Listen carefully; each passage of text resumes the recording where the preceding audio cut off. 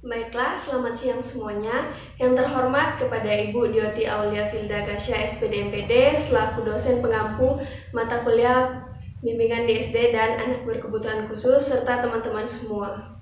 Pada kesempatan kali ini, saya akan bahas mengenai tunacakap belajar. Sebelumnya, perkenalkan, nama saya Trivena Rahini Munga. Ada beberapa pokok pembahasan yang akan saya bahas. Langsung saja ke pembahasan yang pertama, yaitu apa sih anak berkebutuhan, pengertian anak berkebutuhan khusus. Nah, apa sih anak berkebutuhan khusus itu?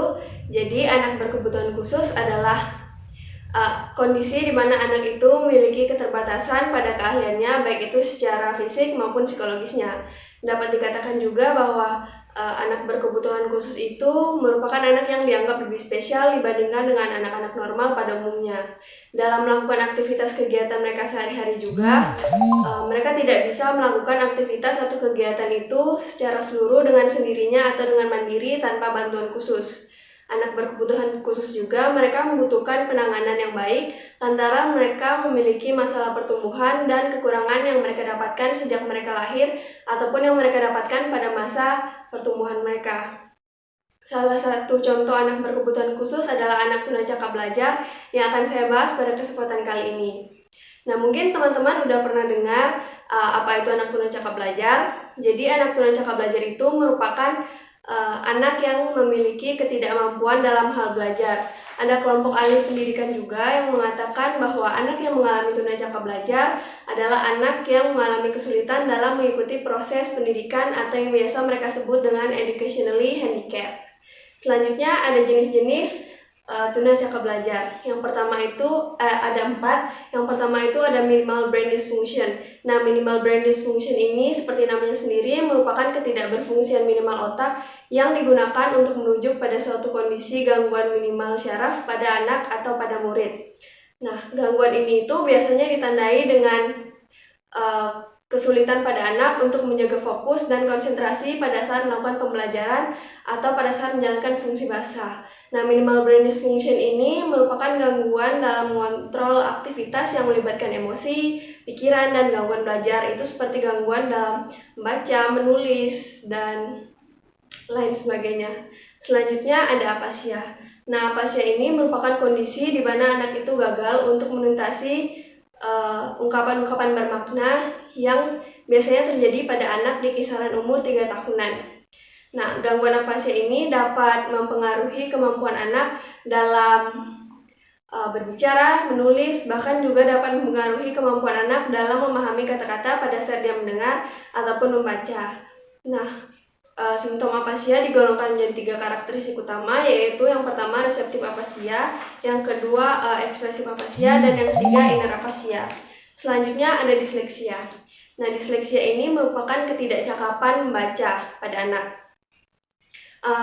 Yakni itu seperti anak yang sebenarnya dia itu mempunyai atau memiliki kemampuan intelektual yang normal sama dengan anak-anak sebayanya. Hanya saja dia mengalami kesulitan dalam hal berkompetensi dengan teman-teman sebaya atau teman-teman di sekolahnya. Nah, gangguan disleksia ini merupakan gangguan syaraf yang terjadi pada bagian batang otak, di mana pada bagian batang otak itulah yang memproses bahasa. Sehingga jika anak mengalami disleksia, maka secara otomatis anak tersebut akan sulit untuk memproses bahasa atau kata-kata pada saat dia membaca ataupun mendengarkan. Simptom umum dari disleksia itu seperti seperti kelemahan otoritas kanan dan kiri, lalu kecenderungan membaca kata gerak maju mundur seperti kata dia dibaca menjadi ait, lalu juga kelemahan ingatan atau memori, kesulitan dalam berhitung, dan lain sebagainya. Selanjutnya ada kelemahan perseptual dan perseptual motorik. Nah, sebenarnya kelemahan perseptual dan perseptual motorik ini itu merujuk pada permasalahan yang sama, di mana persepsi itu dapat diidentifikasikan tanpa mengkaitkan dengan aspek motorik. Namun, jika kelemahan perseptual motorik ini terjadi pada anak, maka integrasi antara persepsi dan integrasi antar persepsi dan gerak motorik pada anak itu akan terganggu, sehingga hal inilah yang akan menimbulkan anak itu sulit untuk melakukan pengamatan terhadap lingkungan sekitarnya dengan baik dan juga tidak dapat menerjemahkan apa yang telah diamati itu ke dalam gerak alur motorik. Selanjutnya ada karakteristik anak tunanetra belajar. Nah, karakteristik anak tunanetra belajar ini dapat ditinjau dari berbagai aspek. Yang pertama itu ada aspek kognitif. Nah, pada aspek kognitif ini biasanya anak menunjukkan karakteristik kesulitan dalam masalah-masalah tertentu, seperti kemampuan baca, menulis, berbicara, mendengarkan, berpikir, dan matematis. Nah, di mana hal-hal tersebut tadi itu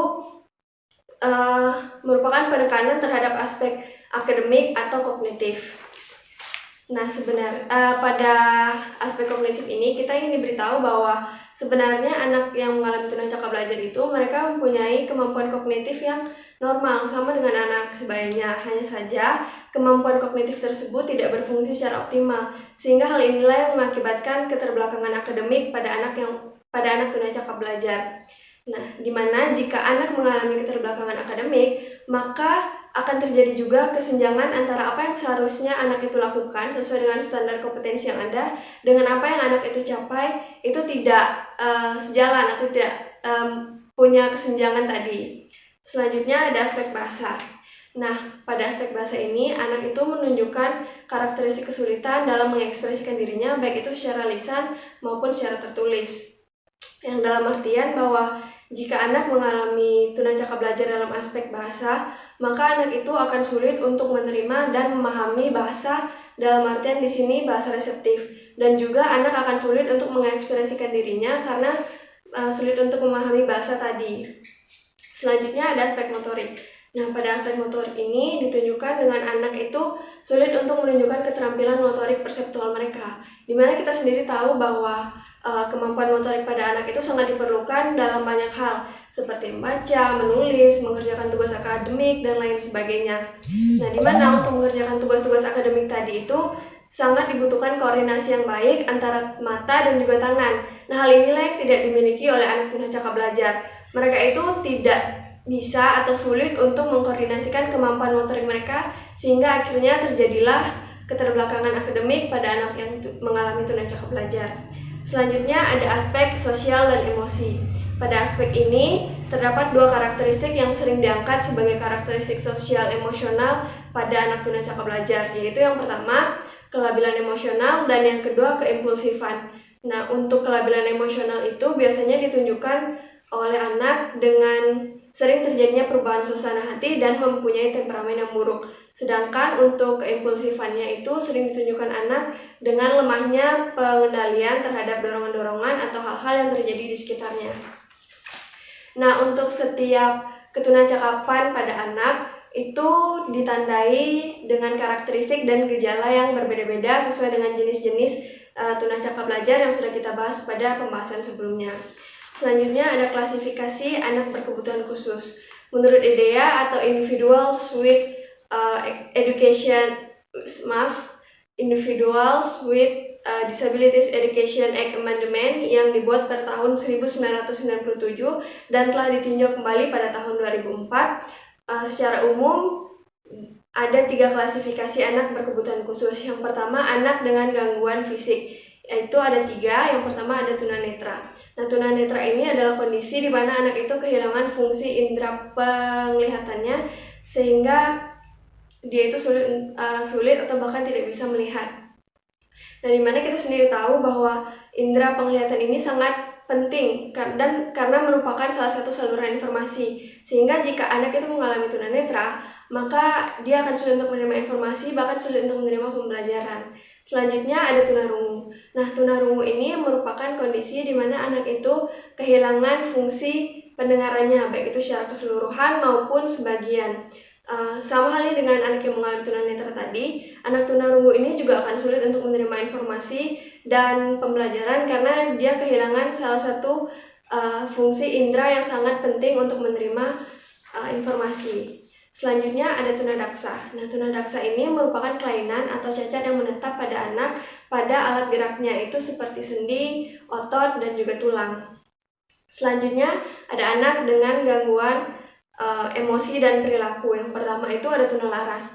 Nah, tunalaras itu merupakan kondisi di mana anak itu sulit untuk melakukan penyesuaian diri terhadap lingkungannya. Bahkan tidak jarang juga anak yang mengalami tunalaras ini perilakunya tidak sejalan atau tidak sesuai dengan norma-norma yang berlaku. Contohnya itu seperti anak yang suka mencari keributan, anak yang suka berkelahi, anak yang suka mengisolasi diri dari lingkungan sekitar. Itu juga merupakan salah satu contoh dari tunalaras. Selanjutnya ada anak tunawicara. Nah, anak tunawicara ini merupakan kondisi di mana anak itu mengalami kelainan suara, artikulasi atau pengucapan, atau sulit untuk mengucapkan kata-kata. Sehingga ketika anak yang mengalami tunawicara ini mencoba berkomunikasi dengan orang normal pada umumnya, tidak jarang terjadi kesalahpahaman, di mana kesalahpahaman inilah yang membuat terjadinya penyimpangan bentuk bahasa, isi bahasa, bahkan juga fungsi bahasa. Nah, selanjutnya ada hiperaktif. Nah, secara psikologis, hiperaktif ini merupakan gangguan tingkah laku pada anak, di mana gangguan tingkah laku ini merupakan gangguan yang tidak normal.